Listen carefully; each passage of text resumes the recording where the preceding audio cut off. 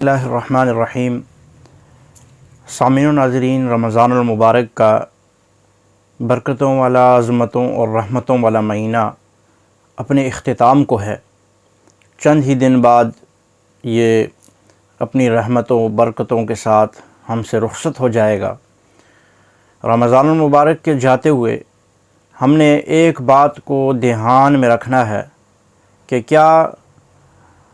رب العالمین نے جس ماہ مبارک کو ہمارے لیے بھیجا تھا، ہم نے اس کی برکتوں، عظمتوں، سعادتوں، بخششوں کو سمیٹا ہے یا نہیں سمیٹا؟ اگر ہم نہیں سمیٹ سکے، اگر ہم نے اپنے رب کو راضی نہیں کیا، ہم نے رحمتوں اور برکتوں کو نہیں حاصل کیا، تو ابھی بھی ہمارے پاس وقت ہے کہ ہم ان چند دنوں میں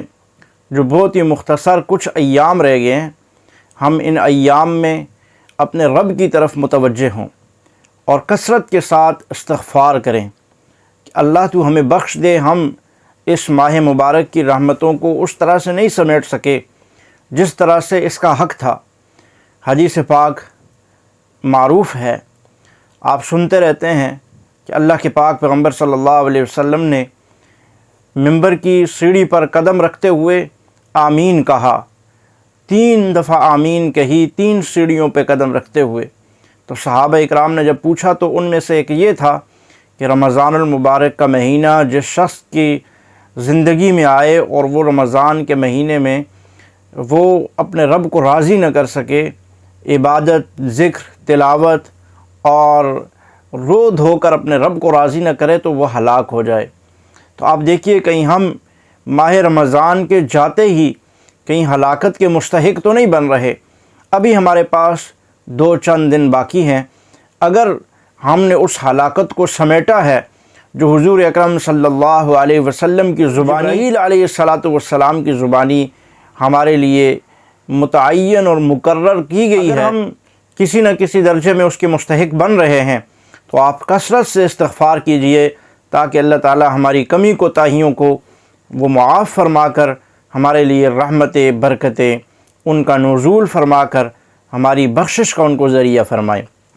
اور رمضان المبارک کی آخری رات وہ لیلۃ الجائزہ کہلاتی ہے، انعام کی رات ہے۔ ہمارے پاس وقت ہے کہ ہم اس رات میں جہاں لاکھوں کروڑوں مسلمان اہل اسلام اپنے رمضان کے ایام کو قیمتی بنا کر، ان کو تاریخی بنا کر، ان مقدس لمحات میں رب کی رحمتیں اور برکتیں سمیٹنے کے بعد اپنے رب سے انعام حاصل کر رہے ہوں گے،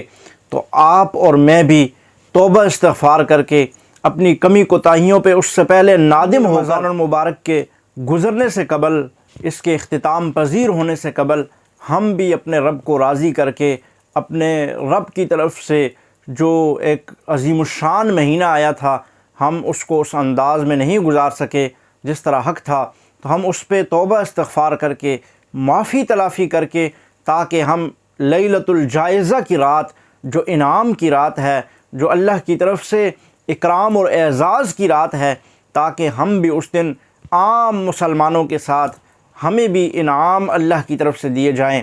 ہمیں بھی جہنم کا چھٹکارا دیا جائے، ہمارے لیے بخششوں کے اعلان ہوں، ہمارے لیے بھی مغفرتوں کے اعلان ہوں۔ لوگ سمجھتے ہیں کہ عید کی رات وہ پکنک منانے کی رات ہے، لوگ سمجھتے ہیں عید کی رات وہ ڈرامے بازی کی رات ہے، لوگ سمجھتے ہیں شور شرابے کی رات ہے، لوگ سمجھتے ہیں خوشی کی رات ہے، لیکن اللہ کے پاک پیغمبر صلی اللہ علیہ وسلم کی تعلیمات ہمیں بتاتی ہے کہ وہ لیلۃ الجائزہ ہے، وہ انعام کی رات ہے، وہ شور شرابے کی رات نہیں، وہ اللہ سے معافی طلب کرنے کی رات ہے، وہ کھیل کود کی رات نہیں، وہ اللہ سے بخشش اور مغفرت طلب کرنے کی رات ہے، وہ اللہ سے اپنے گناہوں کو مٹانے کی رات ہے، وہ اللہ سے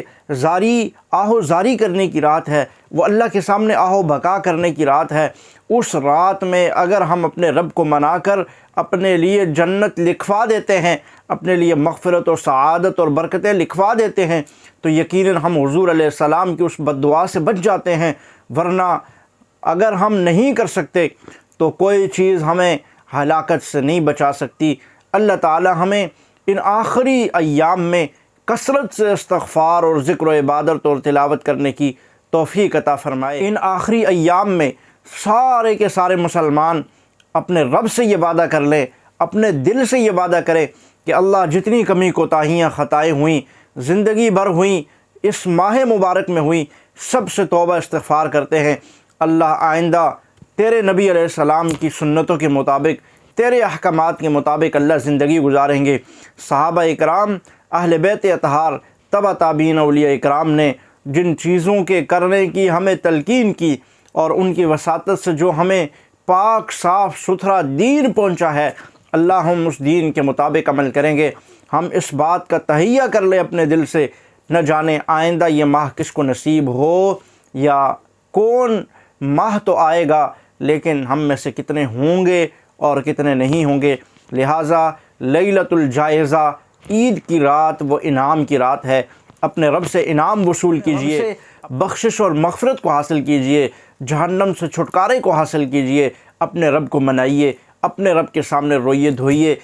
اللہ تعالی ہمارے لیے انتظار میں بیٹھے ہوئے ہیں کہ میرا بندہ کب مجھ سے توبہ استغفار کر کے آہو بکا آہو زاری کر کے میری طرف آئے گا اور میں اسے معاف کر دوں گا۔ اللہ کی ذات عظیم ذات ہے، وہ معاف کرنے کے لیے تیار ہے۔ آج ہم معافی مانگنے کو تیار نہیں ہیں۔ اپنے رب کے سامنے جائیے، اپنے رب کے سامنے جھکیے، اپنے رب کے سامنے دامن پھیلائیے، اپنے رب کے سامنے آنسو بہائیے، اپنے رب کے سامنے آہوزاری کیجیے، اپنے رب کے سامنے جھکیے، اپنے رب کے سامنے سر بسجود ہو کر اللہ سے توبہ استغفار کیجیے کہ اللہ تو ہمیں معاف فرما دے۔ ہم اس ماہ مبارک کی اس انداز میں قدر نہیں کر سکے، اس کے جو فضائل اور جو فضیلتیں تھیں اللہ ہم نے اس کی شایان شان اس کو سمجھ نہیں سکے، اس کے مطابق اللہ ہم ذکر و عبادت نہیں کر سکے، اس کی رحمتیں برکتیں سعادتیں سمیٹ نہیں سکے۔ اللہ تو ہماری کمی کوتاہیوں کو معاف فرما۔ ہم گڑ گڑا کر رو دھو کر مانگیں گے تو یقیناً اللہ ہماری کمی کوتاہیوں کو